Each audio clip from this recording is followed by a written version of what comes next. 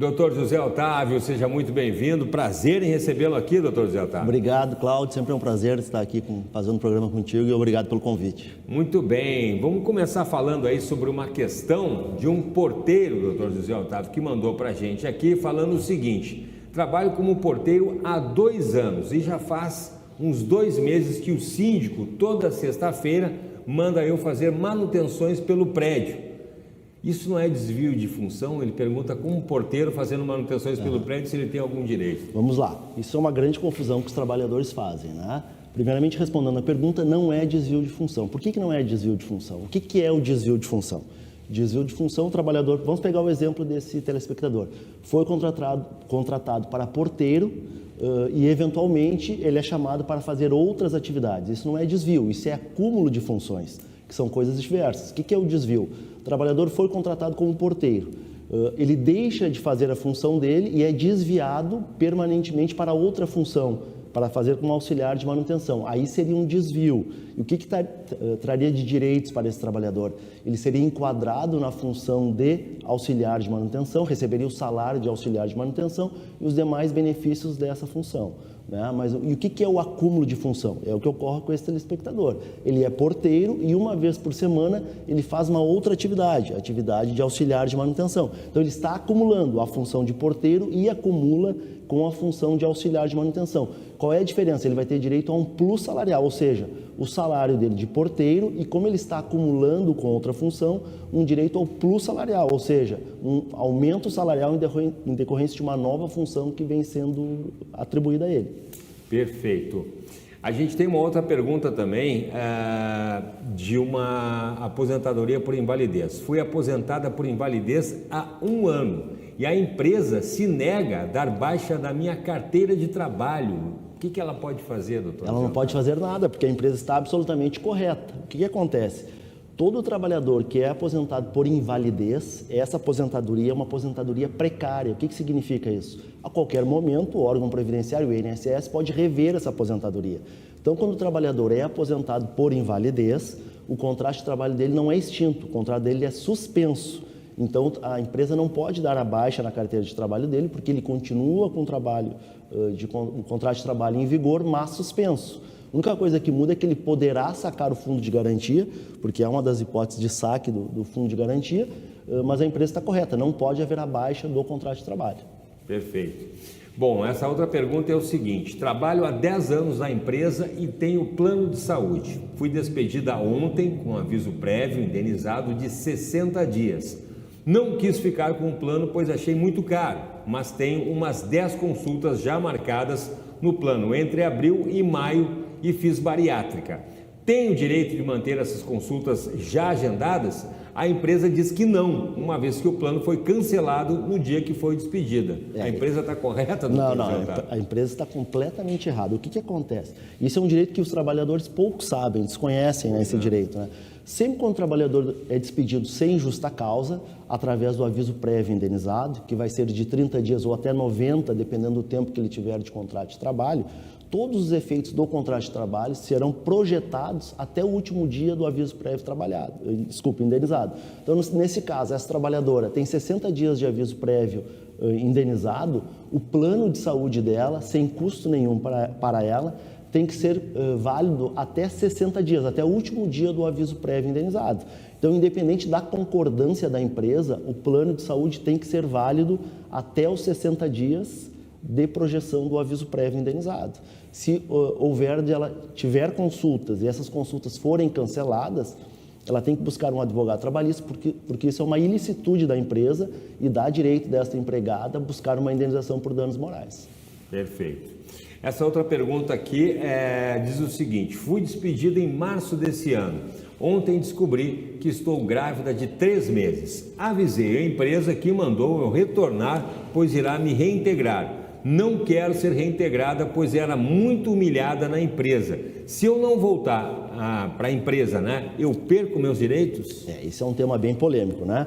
Eu já falei bastante aqui nos programas contigo a questão da estabilidade da gestante, que vai da concepção até 5 meses após o parto, né? Essa estabilidade é válida, independente da empresa, quando despede, saber ou não que a trabalhadora está grávida, ou até mesmo da trabalhadora saber ou não que está grávida, né? O que se discute aqui? A empregada descobriu após a despedida que estava grávida, comunicou à empresa, a empresa cumpriu com a sua obrigação de reintegrar, de pedir para essa empregada voltar para ser reintegrada, só que essa empregada não é obrigada a aceitar a reintegração, né? Hoje nós temos uma jurisprudência, né, um entendimento pacífico do Tribunal Superior do Trabalho, dizendo que a gestante, mesmo quando ela recusa a reintegração, ou seja, ela vai optar tão somente pela indenização da estabilidade, é um direito da gestante. Então, o fato dela se recusar a ser reintegrada, ela não perde os direitos e não perde o direito à estabilidade. Muito bem. Essa pergunta aqui é da Tereza de Alvorada, doutor José Otávio. Ela diz o seguinte: trabalho há 2 anos na empresa, sempre por home office. Descobri que estou com tendinite. Essa tendinite pode ser enquadrada como doença do trabalho, mesmo eu trabalhando em casa? Esse tema é também um tema polêmico, né? Eu não tinha pensado nisso. É um tema polêmico que nós aceleramos a incidência dele com a pandemia, onde nós tivemos uma grande um acentuado trabalho em home office ou teletrabalho, né? Mas sim, sempre quando o trabalhador sofre um acidente de trabalho ou tem uma doença do trabalho ou uma doença laboral, mesmo em home office, mesmo em teletrabalho, isso pode ser enquadrado sim como uma doença do trabalho. Óbvio que um processo desse há uma discussão maior, há uma relutância maior da empresa em aceitar, mas sim, é possível enquadrar, por exemplo, uma tendinite, que é uma doença do trabalho, mesmo em home office, se buscar uma indenização e o reconhecimento de uma doença do trabalho, mesmo em home office. Tá bom, mesmo eu também tinha dúvida sobre isso, não tinha pensado nisso também, né? Bom, essa outra pergunta aqui do Paulo, aqui de Porto Alegre, ele diz o seguinte, doutor José Otávio: trabalho como chefe de loja e tenho que abrir e fechar a loja todos os dias, das 7 da manhã até as 8 horas da noite, né? Das 7 às 20. Não ganho horas extras, pois meu gerente diz que sou o cargo de confiança, não tenho poderes de mando ou gestão, sequer posso dar punições e advertências. Meu salário é de R$2.000. A empresa está correta? O que acontece? O artigo 62 da CLT diz o seguinte: o trabalhador que exerce cargo de confiança, ele não tem direito às horas extras. Mas não adianta a empresa só dar o nome, tu és um cargo de confiança. Tem que ser o verdadeiro cargo de confiança para não ter direito às horas extras. No caso, esse telespectador narra que ele tem horário para chegar, horário para sair, porque ele que abre e fecha as lojas, não tem poder de mando e gestão. Sim. Então, ele não é um cargo de confiança. Na verdade, foi dado o nome cargo de confiança justamente para a empresa não pagar as horas extras, né? Então, eu entendo que, neste caso, como ele não é o verdadeiro cargo de confiança, ele deve buscar um advogado trabalhista, porque ele tem, sim, direito às horas extraordinárias. Porque ele não está enquadrado, ele não é o verdadeiro cargo de confiança. Só se dá o nome também, isso é muito comum, né? Hoje é muito comum nos bancos, né? Vai para uma agência bancária, só tem gerente, né? Isso, todo mundo é gerente. Todo mundo é gerente. Por que aconteceu isso? Óbvio que é para burlar a legislação e se evitar o pagamento de horas extras, né? E também uma questão das horas extras também, que uma vez a gente comentou já num outro programa, a quantidade de horas extras também, né? Não adianta também o cidadão trabalha ali 8 horas e aí fazer mais 8 horas por dia, né? Contratuais, aquela... A pré-contratação de horas extras é ilegal. A lei, o que a lei permite? O trabalhador pode trabalhar, no caso de 44 horas, pode trabalhar 8 horas e fazer no máximo mais 2 horas, né? Então já uma extrapolação, imagina, 8 horas de trabalho mais 8 horas de horas extras, é uma extrapolação absurda, nem poderia nem se falar em banco de horas e muito menos de compensação, né? Isso também tem isso. Tem também, a questão, né? Toda a legalidade do banco de horas, da compensação de jornada, né? Só para deixar claro que tem um limite de hora extra. Tem um limite, também. A lei fala em 2 horas, né? Por dia. Por dia, o trabalhador pode trabalhar 8 horas e mais 2 horas de jornada extraordinária. Contratuais, é que se chama também? Não, aí é a pré-contratação de horas extras. O que você está falando é a pré-contratação. O que é a pré-contratação? Olha, a tua jornada será 8 horas, mas nós vamos aqui pactuar já que tu vai trabalhar mais 3.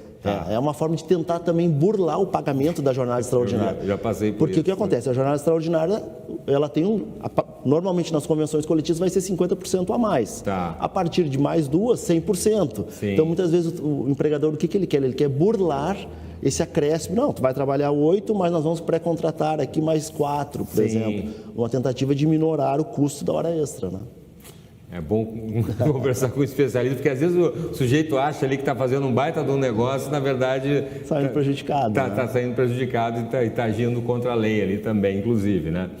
Essa última questão aqui, então, doutor José Otávio, é a pergunta da Luísa de Gravataí. Trabalho como promotora de vendas das 7 da manhã às 21 horas, das 7 da manhã às 9 horas da noite. Sigo o roteiro que não posso alterar. No celular fornecido pela empresa, tenho que fazer check-in no início, às 7 horas da manhã, e check-out ali, né, às 9 horas da noite. Não recebo horas extras, pois a empresa alega que meu trabalho é externo e nunca vou na empresa. A empresa está correta, Luísa de Gravataí? Esse é o mesmo caso do cargo de confiança. O artigo 62 da CLT excetua o trabalhador que trabalha de forma externa a jornada extra. Só que isso é no tempo que nós não tínhamos forma de controlar o trabalhador externo, né? Hoje não dá para dizer que um promotor, como ela narra, uma promotora de vendas, que tem roteiro fixo, que faz check-in e check-out no início e no final. Sim.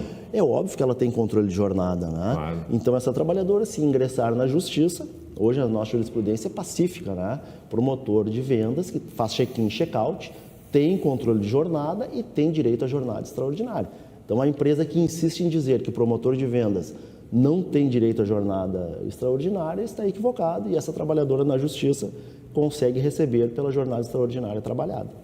Muito bem. Doutor José Otávio Crespo, obrigado pela participação. Dúvidas nas redes sociais, Crespo Advogados? Exatamente. Sempre é um prazer, Cláudio. Crespo Advogados lá, nossos vídeos lá, isso aí. Sanando as dúvidas. Exatamente, sanando as dúvidas para você assistir com calma e compartilhar sem moderação. Exatamente. Obrigado. Roda a vinheta. Um abraço, Cláudio.